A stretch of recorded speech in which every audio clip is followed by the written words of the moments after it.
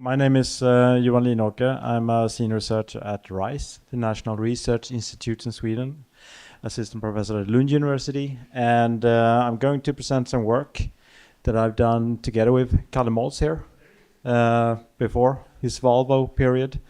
So this work is really about seeing how we can manage open source health and sustainability as a risk within our organizations, while still enabling and promoting use and reuse, and also helping to improve the health. So really getting a hand on your intake process of open source. And this really is about balancing the need for control from top down with the need for flexibility bottoms up. So really finding this balance, which is very hard to achieve without adding too much of friction to your development organization. So first off, when I talk about health or sustainability, I talk about a project's capability to stay viable, maintained over time without interruption and weakening. That's one definition of many. You can also talk about the productivity in terms of the sinus curve, the pulse of the community, how robust it is in terms of the number of individuals, organizations that's developing it, how open it is for your or others' contributions or influence. You can also talk about the number of eyes that is actually hitting the code, the documentation, and how many of those eyes are actually doing something to the things that they see. Typically, there's not that many eyes, or most of the eyes that hits the code doesn't do much. But that said, free riding is both good and bad. Someone needs to do something. I usually talk about the brain time, the time and resources, the energy in the maintainers and those maintaining the code. It's a depletable resource. It's subtractable. You can compare it to a common pool resource. I'm not going to dive into that theory, but look it up. It's interesting. It's depletable. It needs to be replenished. It needs to be supported. Maintainers go about due to burnout, change family conditions, working conditions. Companies pivot for various reasons. Things happen. So I guess most of everyone here attended the keynote yesterday, Daniel Sternberg. Then I think most of this can relate back to him and his talk. And here in this talk, I wanted to use this health check metaphor. So in the background, that's from Theme Hospital. How many remember Theme Hospital? 1, 2, 3. Holy, I thought it was. Okay. So really, when you or I feel something, we go to the doctor. The medical doctor asks us a number of qualified questions. They have their tools to disposal. They do the investigation. They identify symptoms. They talk to their peers, and then they prescribe a treatment. This is what we want to transfer to the developers, to the teams, to the engineers, looking at the open source that we take in.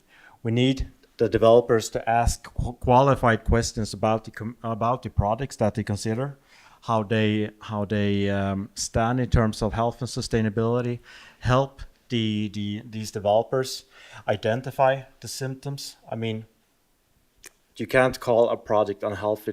Health is so much more, which I will come into, and helping the developers and the organizations to make these sourcing decisions up front. Because when you take in a component, it doesn't matter if it's open source, proprietary, or where it's from, you take on a risk, and you need to manage that risk. If it's proprietary, you have an SLA with some kind of vendor. If it's open source, you can also have a contract with someone, a maintainer or a consultancy or whoever, who manages that risk for you. Or you trust the community, but then you're taking on more on the risk of yourself. You can't blame the community when it comes down, if anything happens. So you need to be able to manage the risk that you take on. So this was a 2-year project. We worked together with Scania Trucks in Sweden, and also Kalamals here, and Debricht, a now twice acquired analytics firm. We looked at how health analysis could be enabled in the acquisition process and enable more improved proactive health sourcing decisions. Looking at literature, we found 107 things what health could be. It's a lot. Talking to experts, we narrowed that down to 21 high-level aspects. And I'm not going to go through that here. That's you can read the paper if you follow the QR code. But it mostly touches on community productivity and stability, orchestration, governance, and the processes and outputs for the production. And one thing that I just want to highlight is also that it's not about comparing apples and oranges, and you need to consider what you're analyzing. Everything is different, just as we humans are. You need to consider where in the life cycle a project is. Is it in the inception, growth, stabilization, or the decline phase? In the inception, the number of contributors will probably be less. The quality may be a bit less compared to later stages. So when analyzing something, you will have different levels of thresholds to what you consider acceptable. And when you're comparing, you can't just compare Kubernetes with a library in the NPM ecosystem. It will not make sense at all. Again, considering the project complexity, the size and scope of the project. The governance concentration, who's running the project? Is it a single vendor project, or is it governed by a steward with multiple organizations? It influences how you can trust the roadmap and how much is being invested and supported in the project. And also the sustainability of the maintainers. The strategic importance, how important is this project to your organization? That will again influence what kinds of levels, the thresholds that you consider when you analyze the project and compare it to others. And then going from theory to practice. So again, we went into the literature, we went talking to the experts, but we wanted to get us into practice, into the intake process of Scania. So we set up a screening process and a way for them to work with this on a practical level. Key requirements being, it needs to be decentralized, self-managed. It can't be too much bureaucracy, and you can't overburden the developers. It's about enabling, not overburdening. And this case study is also included in, I think it's now in physical form, the TODO group's OSPO book, yeah. So this is part of chapter 6 on metrics. You can read more about it there. Also part of the paper, which it was in our previous QR code. So looking at this process-wise, it's first, everything starts with that you consider taking in some kind of component. You do the initial inspection, the first level of health checkup done by the developers, the first line. Then you come to the sourcing decision. Is everything okay? Green light, include. Orange, there's some issues here, but there aren't that really many alternatives out there, and this is probably the way we should go, but we need to invest. Probably you need to invest either way, but this is a minimum requirement for you to be able to adopt it. Or the investments are too much, or it doesn't fulfill the spec, it's too high of a risk, you exclude. And then you identify an alternative or component. If you include, you run it into your existing open source dependency database. The ones that we need to include these, we need to have some kind of treatment, we need to engage, we need to contribute in whatever way. A community strategy is defined, and you have a follow-up on that, not something that just you say and then it disappears. This is a risk, and you manage this risk with these actions. So there needs to be follow-up on these actions.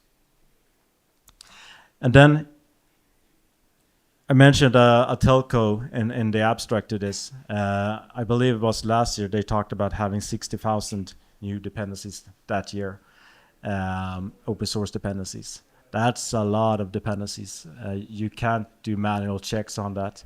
There needs to be some kind of automated tool chain to be running on this, putting out the red flags, the orange flags, the yellow flags. You need, and this won't be perfect.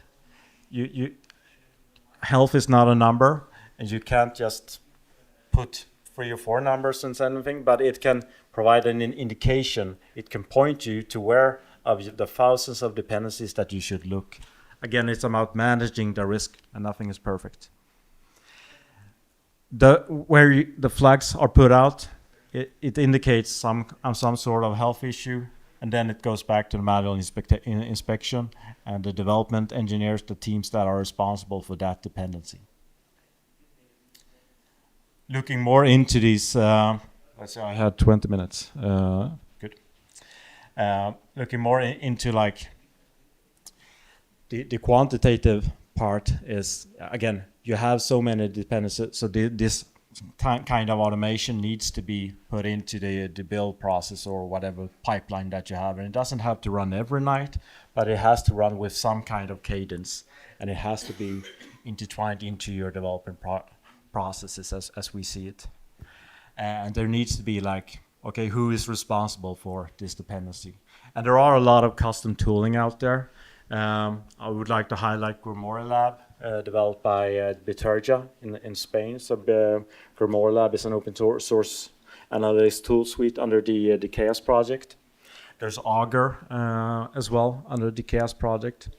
And then again, there are a lot of proprietary options out there as well that you can leverage. Or you can combine that and script your own things. Again, there is no out-of-the-box solution. Some say there are, but everything needs customization and tailoring to what the risks that you consider. The things that Scania considers will not generalize across this room in no way. Some parts, yes, many, no. The manual inspections part is, again, looking at each project, and here you need to have some kind of standardized way of doing this to help your engineers adopt this practice. And again, you can't cover all 107 aspects of what the scientific literature says that health implies. You need to break that down into some kind of manageable form and have some kind of simplified rating or analysis process that enables comparison and an initial green light, yellow light, red light decision.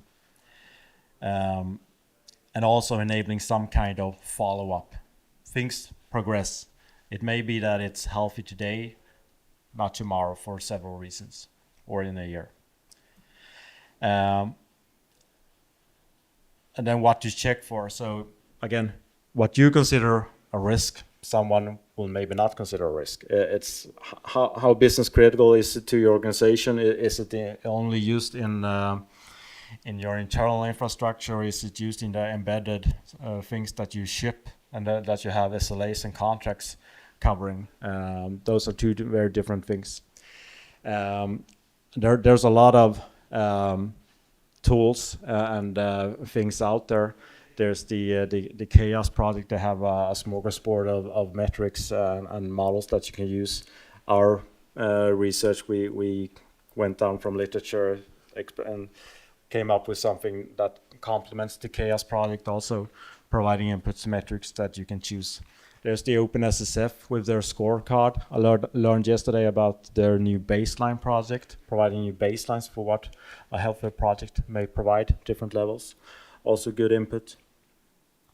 What we did at Scania to really get this down into paper, we had a focus group and a number of interviews and user observations where I studied and talked to the developers in teams, okay, how they evaluate the projects, going down from the broad level of different metrics and aspects of health down to what was manageable. I think the list included 13, 14 something different attributes that they now look for. And important part of this that really came out of the work with Scott as well was also the need for introducing checklists and having workshops for introducing, so training, but also the peer review and the peer discussions. So it's all about for all your engineers in a team. There will be seniors, there will be very, very, very senior people, and then there will be junior and very, very junior people. So not everyone will know what open source is, and everyone will have different levels of experience from different perspectives, different ecosystems, and they will have different thoughts. So there will be a need to for them to talk to each other and get a common understanding, grow a common practice of what health implies in their context, what to look for. And this kind of feedback and retrospect, it will cost you in the beginning, but that cost will decrease, while you also have this feel that you're actually managing the risk more and more as you go about. So this was in a corporate context. We also applied this when I worked at or together with the Swedish Public Employment Service. We applied this in a public procurement process where we analyzed different e-archival solutions as a way to, in the procurement process, being able to compare the security, the sustainability, the maintainability of products that you consider, which currently there's a high lack of practice. Are these metrics qualitative or quantitative? Both. Can you show some examples or talk about them? I mean, it's everything. On the high level, you can talk about the productivity or the activity or the efficiency of the contributors and the maintainers or at large. And then you can break that down into metrics. You can look at the time to merge, the time to closure. So it's I have slides on that as well, but that's a whole nother. So are there reports onto some indexing on non-taking activity between 0 and 10, or how you are? So again, so that this is very relative. I can't say like a number, but there are. So this is the practice that you need to build up, and also consider what kind of project that you're looking at. If you're looking at the productivity or the technical activity, looking at the project in the initial stages of its life cycle, maybe a library compared to a CNCF project, or something very mature. WGET, who's been in business for 25 plus years. It's difficult to say something, but there are a lot of resources that you can use and break that down into metrics or objectives, questions, and metrics goals, questions, metrics that make sense out of your context. So this is, again, this is not like a magical thing that exists that you can just take it. You need to do your homework and then apply it in a structured way. So this research rather shows a reference case in how you can go about, but everything needs to be compiled to your setting. And then in terms of doing the prescriptions, the treatments, we did some work with the maintainers as well, looking at taking their perspective. Okay, but how can you help improve the sustainability and the health? How can you manage the risk by going into the projects? And again, there are many ways of doing this. We talked to the maintainers. So this was a project together with Georg Link from Bitergia and Kevin Lombard from University of Omaha. So there's both in enabling the maintainers to finding a healthy lifestyle balance, enabling funding, managing contribution or the community resources, in enabling a good culture and the many soft aspects, but also helping to improve like the what you call it, the most essential things like having a good onboarding structure and enabling the quality of documentation, these kinds of contributions can really help enable new contributors into the project. And also considering how you can enable funding for the maintainers, those core to the projects. There are many ways here, both from full-time employment to enabling your engineers to dedicate 5, 10, 20%, doing sponsorships in various ways. Yeah, and I think my time's up. Applause.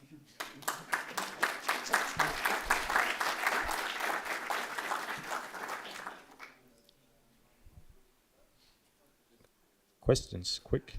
I had 20 minutes. Yes? I would like to have a comment. The point is that I was involved in 2 projects with commercial targets, and in both cases, they didn't fail, but the companies could not provide in the end the promised support for various reasons. And I think the most important thing is when you have a contract and you need this kind of software, you must have a plan, whatever you do, to support this software. It does not belong to open source or so. And this is something I most times miss when I see projects, that nobody expects that I get something and then the company vanished. And I think that is also a very important point, what I was a bit missing here, that it's not only the receiver, not only the sender, but also the receiver has some, I would say, responsibilities, but he must think about it, what he gets. Is it okay? Yeah, but I think that was maybe if so I didn't communicate it, but I believe that is a main point here, that you as a receiver or consumer of the open source that you take in, you need to ensure that you're managing that risk that comes with it. Be it that you have the capacity with your internal engineers, that they have the time, the resources necessary to work proactively with these projects, or that you are ensured that Meta, Intel, whoever else in the CNCF community is backing up this project in a good way long term, or that you acquire services from the maintainers from Wolf SSL to ensure the sustainability of curl, for example. Yeah, it's up to you to manage the risk, and this is a structured approach that you can go about in enabling such a process.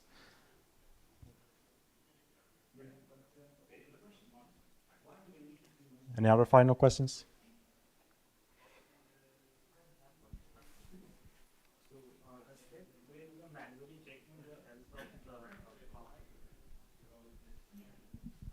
So the question is where you are mentioning that you are manually checking the health of the component. So can this step be automated in some cases? So there will be both qualitative and quantitative metrics and things to look for. The quantitative parts, again, nothing will be completely perfect or give you this is the health of 37, 38, 39 degrees of product temperature. But you need to, there are quantitative metrics that you can use to like flag the products or the areas where you need to look. And then it comes down to the engineering team responsible for that dependency, who should know or must read up upon the history of the project, understand the context. Okay, what do these numbers mean that we have these quantitative indicators? And then they need to go in and look at the project, look at the qualitative metrics. Culture, toxicity. There are like toxicity identifiers or algorithms, but they are very immature, I would say.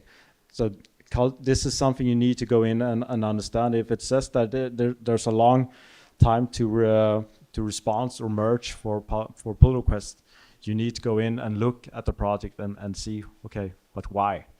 Or is it just a misunderstanding, a glitch? So there's both qualitative and quantitative. You can't just understand the health, but just looking at the project or looking at the numbers you need, both sides. You can make qualitative assumptions, but you need to understand the full picture.